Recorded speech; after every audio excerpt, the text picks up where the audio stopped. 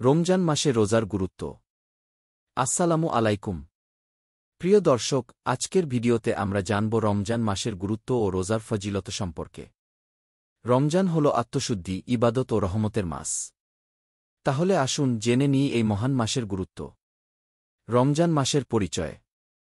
রমজান মাস ইসলামের ৫টি স্তম্ভের অন্যতম। এই মাসে বিশ্বনবী মুহাম্মদ এর ওপর পবিত্র কুরআন অবতীর্ণ হয়। এটি ধৈর্য, সংযম ও তাকওয়া অর্জনের শ্রেষ্ঠ সময়।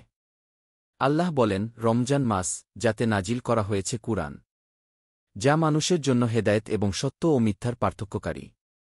সূরা আল বাকারা ১-৫। রোজার গুরুত্ব ও ফজিলত। রোজা রাখা ফরজ। রমজান মাসে রোজা রাখা প্রত্যেক মুসলমানের জন্য ফরজ। গুনাহ মাফের সুযোগ।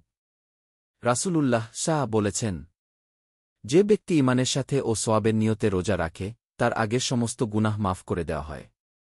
বুখারী হাদিস ৩-৮। জান্নাতের বিশেষ দরজা। জান্নাতে একটি দরজা আছে যার নাম রায়্যান। কিয়ামতের দিন কেবল রোজাদারদের জন্য এই দরজা দিয়ে প্রবেশের সুযোগ দেওয়া হবে। বুখারী হাদিস ১-৮-৯-৬। দোয়া কবুলের শ্রেষ্ঠ সময়। হাদিসে এসেছে, ইফতারের সময় রোজাদারের দোয়া কখনোই ফেরত দেওয়া হয় না। তিরমিজি হাদিস ২৫-২৫। রমজান আমাদের কি শেখায়? আত্মশুদ্ধি ও তাকওয়া। রোজা আমাদের সংযম শেখায়, যা চরিত্র গঠনে সহায়ক। সহানুভূতি, ক্ষুধার্তদের কষ্ট অনুভব করা ও দানশীলতা করা। কুরআন অধ্যয়ন। এই মাসে বেশি বেশি কুরআন তিলাওয়াত করা উচিত। ইবাদতের গুণগত মান বৃদ্ধি, তাহাজ্জুদ, তারাবিহ ও অন্যান্য নফল ইবাদত করা।